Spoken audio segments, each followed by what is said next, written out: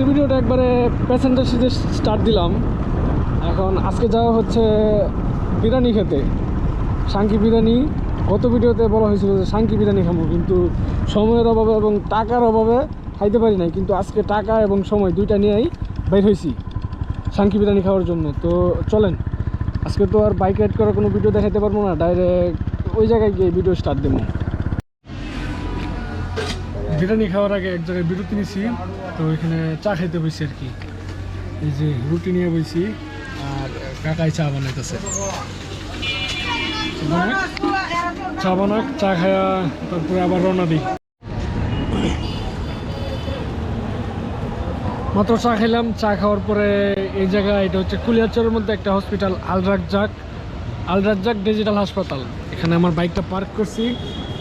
ওই যে মাঝখানে দুইটা বাইকের মাঝখানে যে বাইকটা, ওইটাই আমার। এখন এখানে দাঁড়িয়েছি একটা কাজটা শেষ করে, তারপর যাব কুলিয়ারচর বাজারে। কুলিয়ারচর বাজারে যাওয়ার পর এখানে একটা মুড়ি আছে, ভাইরাল মুড়ি, অনেক মজাদার। ওই মুড়িটা খামো।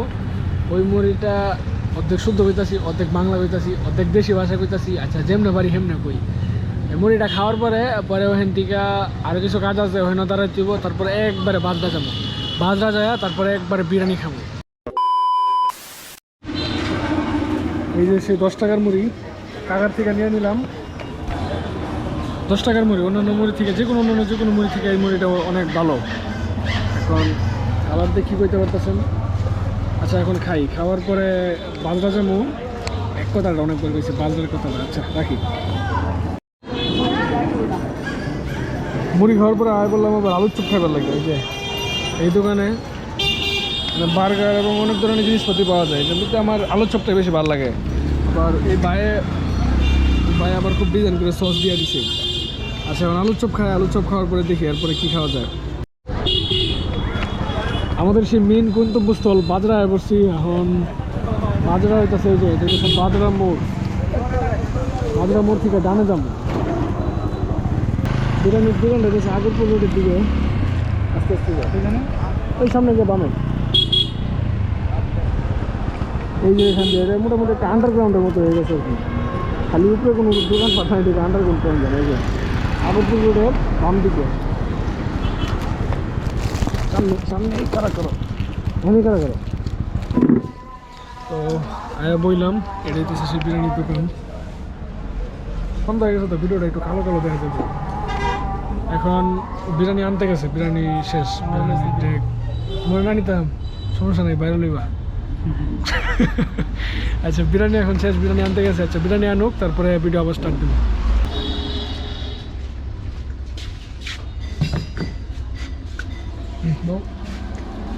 এই যে সেই বিরিয়ানি, যে বিরিয়ানির কথা বলছিলাম।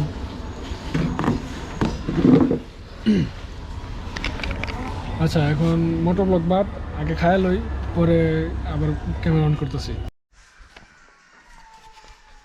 এখন ভাই বর্তমানে আমি আছি বাসায়। এখন বাসায় চলে আসছি। বিরিয়ানি খাওয়ার পর আর কোনো ভিডিও করা হয়নি। এর কারণ হইতেছে আমার একটা ফোন আসছিল, ইম্পর্টেন্ট ফোন। তো ভিডিও বাদ, আগে ওই জায়গায় যেতে হয়েছে আর কি।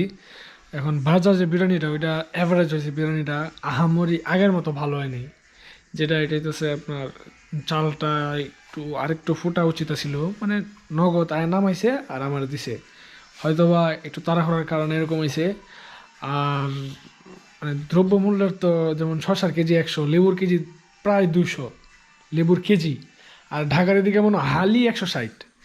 আচ্ছা, যাই হোক, এটা তো গ্রাম অঞ্চল দেখা মোটামুটি ঢাকার তুলনায় কম। এই কারণেও হয়তো বা সালাদ মোটামুটি ছিল, কিন্তু লেবু এবং আচ্ছা যাই হোক, 40 টাকার মধ্যে এত কিছু। বিরিয়ানির দাম হচ্ছে 40 টাকা, সেই হিসাবে চলে। তো আজকের এই ভিডিওটা এখানে এন্ড করি। আশা করি এই ভিডিওটা কেমন হয়েছে সেটা অবশ্যই বলতে পারেন, এবং পরবর্তী ভিডিও পর্যন্ত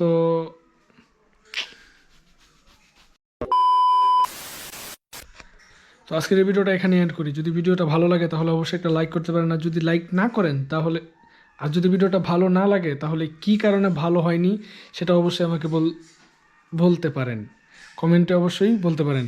আচ্ছা, যদি এই ধরনের ভিডিও আপনাদের পছন্দ হয় তাহলে ভবিষ্যতে এই ধরনের ভিডিও আবার বানাবো। আজকের এই ভিডিওটা এখানে এন্ড করি। ওকে।